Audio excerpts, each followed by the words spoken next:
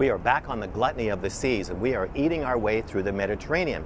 And every day we come to a different country, and we have about 6 hours for a total immersion experience in that culture. And this experience usually is either a quick bus ride to see everything as fast as possible, or you can actually get out on foot and rub shoulders with thousands of other cruise ship passengers who are also trying to see exactly the same thing you are in a very tight time frame. And with both of these methods, you are almost guaranteed to never encounter anyone who actually lives in that country.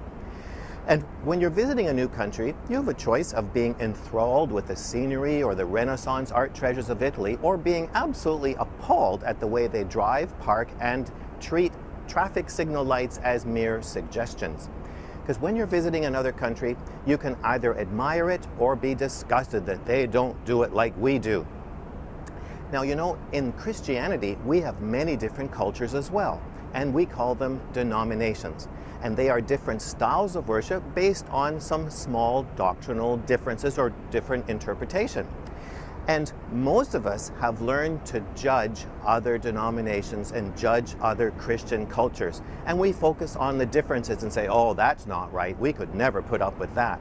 But you know, in my daily counseling and coaching practice, through Skype and phone, I'm in touch and constantly interacting with people of many different denominations. And I actually talk to people from denominations that I previously judged and thought I could never live with that, I could never work with those people. And I have come to admire their walk with God. And I have come to appreciate that they have a different way of looking at worship practices, but they have a passion and a heart for God, and I have found it a delight to work with them. So I've spent a lot of time repenting for my judgmentalism of other denominations. And so to live a transformed life, you need to open up your mind, reduce your judgmentalism. Don't be such a religious Pharisee, to realize how much we have in common with other denominations so that we can work and worship together. So this week, let down your denominational walls and embrace other Christians and their cultures, because they have something to teach you too. And if this is your first visit here, you need to get my free self-assessment guide. And to do that, just subscribe to my weekly email newsletter. And you know where the subscription form is. It's always right there.